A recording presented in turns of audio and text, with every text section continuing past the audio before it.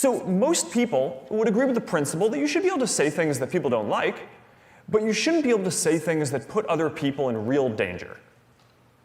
And the shift over the last several years is that more people today would argue that more speech is dangerous now than would have just several years back. So this raises this question of exactly what counts as dangerous speech online, and I would like to spend some time examining that in detail today. So many of the arguments about online speech are related to new properties of the internet itself.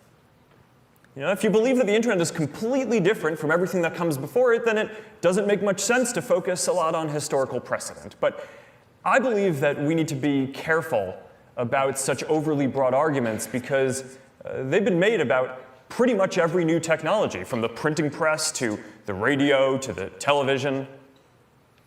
Instead, I think that we need to consider the specific ways that the internet is different and how internet services like ours might address those risks while still protecting free expression.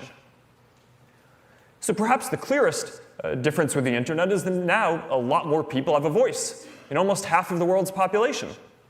And that is dramatically empowering for all the reasons that I've mentioned. But inevitably, some people are going to use their voice to try to organize violence, to try to undermine elections, to hurt others. And we have a responsibility to address these risks. Because when you're serving billions of people, even if a very small percent of them cause harm, that can still be a lot of harm. So we need to address that. And we build specific systems to address each type of harmful content, from incitement of violence to child exploitation to other kinds of harm like intellectual property violations. It's about 20 categories in total. And we judge ourselves by the prevalence of harmful content on our services and by the percent of that content that we find proactively before anyone has to report it to us. So for example, our AI systems identify 99% of the terrorist content that we take down before anyone even sees it. So to do this, that is a massive investment. We now have more than 35,000 people working on security, and our security budget today is greater than the whole revenue of our company was when we had our IPO earlier this decade. Now, all this work, though, is about enforcing our existing policies, not necessarily broadening our definition of what we consider dangerous. And I think that if we do this well, we will be able to stop a lot of harm while also fighting back against putting additional restrictions on speech. A second important difference with the internet is how quickly ideas can now spread online. Most people can now get much more reach than they ever could before, and this is at the heart of a lot of the positive uses of the internet. It's empowering that anyone can now start a fundraiser, share an idea, build a business, or start a movement that can grow quickly. But we've seen this go the other way too. Most notably in 2016 when the Russian IRA tried to interfere in our elections. But we've also seen this when people share misinformation that goes viral. Now, some people argue that virality itself is dangerous, and that we need much tighter filters on what ideas and content are allowed to spread. And for misinformation, we do focus on making sure that complete hoaxes don't go viral. And we especially focus on misinformation that can lead to imminent physical harm, like misleading health advice saying if you're having a stroke, no need to go to the hospital, just prick your finger and you'll be fine. That's dangerous. We need to address that. But more broadly, we've actually found that a different strategy works best.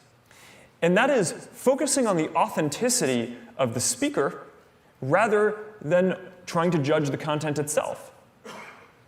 Much of the content that those Russian accounts shared was distasteful, but it would have been considered permissible political discourse if it had been shared by real American citizens. So the real issue is that it was posted by fake accounts that were coordinating together and pretending to be people that they were not. And we've seen similar issues with these groups that pump out misinformation like spam just to make money. So the solution here is to verify the identities of anyone who's getting a wide amount of distribution and to get a lot better at identifying and taking down fake accounts. So we now require you to provide a government ID and to prove your location if you want to run political ads or if you're going to run a large page. You can still say controversial things if you want, but you have to stand behind them with your real identity and face accountability. Our AI systems have also gotten a lot more advanced at detecting clusters of fake accounts that aren't behaving the way that people would. So we now remove billions of fake accounts a year, mostly within minutes of signing up and before they really have a chance to do very much. So focusing on authenticity and verifying accounts has been a much better solution than an ever-expanding definition of what is and is not harmful content. Now, another qualitative difference is that the internet lets people form communities that wouldn't have been possible before. And this is good in a lot of ways because it helps people find groups where they belong and share interests and can meet other people. But the flip side of this is that it has the potential to lead to polarization. And I care a lot about this because, after all, our goal is to bring people together. Now, much of the research that I've seen on this is actually mixed. And a lot shows that, in some ways, the internet can actually decrease aspects of polarization. The most polarized voters in the last presidential election were actually the people who were least likely to use the internet much at all. Research from the Reuters Institute also shows that people who get their news online have much more diverse media diets and are exposed to a much broader range of content than people who don't.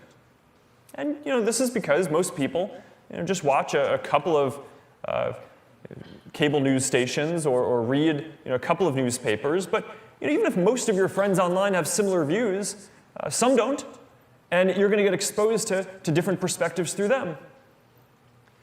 Still, we also have an important role in designing our systems to show diversity of ideas and to make sure that we're not encouraging polarizing content.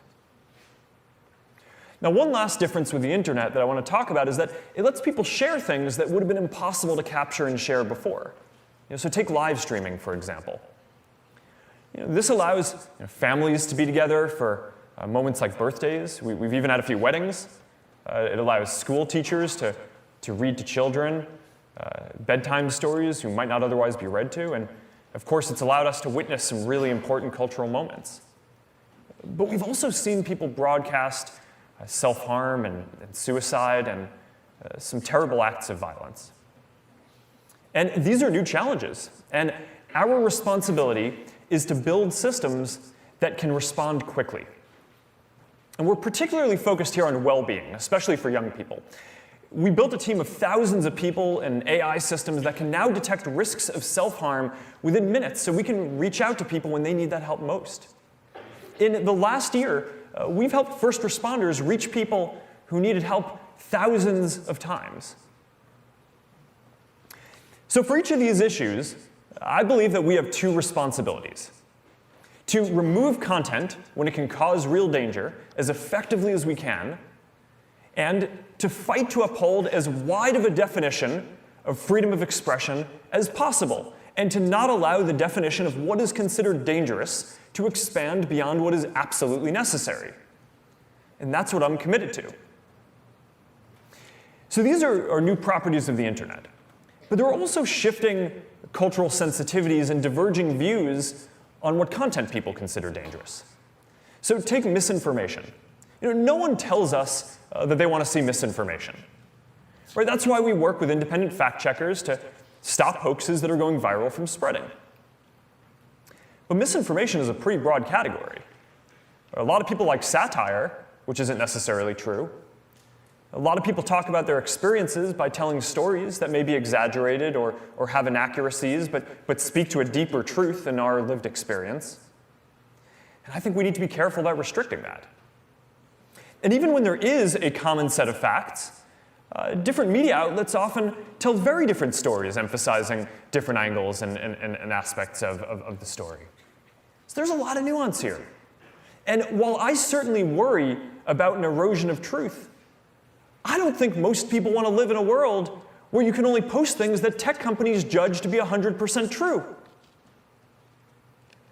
So we recently clarified our policies to ensure that people can see primary source speech from political figures that shapes our civic discourse.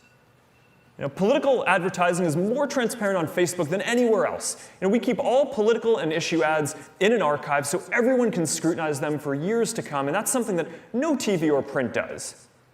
Now, we don't fact-check political ads, and we don't do this to help politicians, but because we think people should be able to see for themselves what politicians are saying.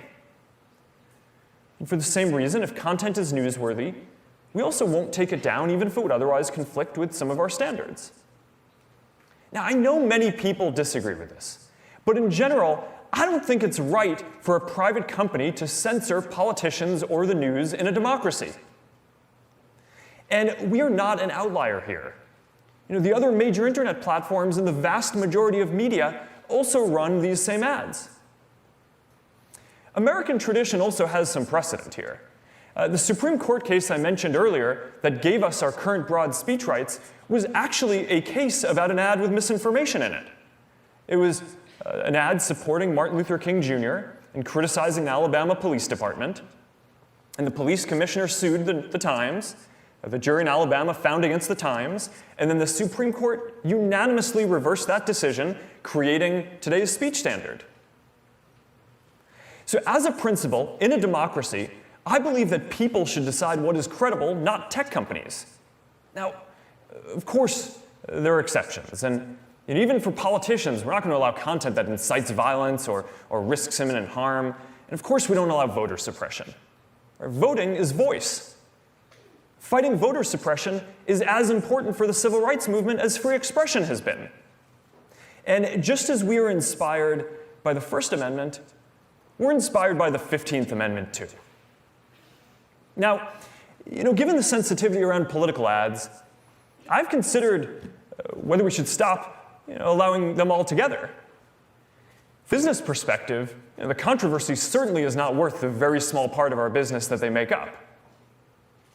But political ads can be an important part of voice, especially for local candidates and up-and-coming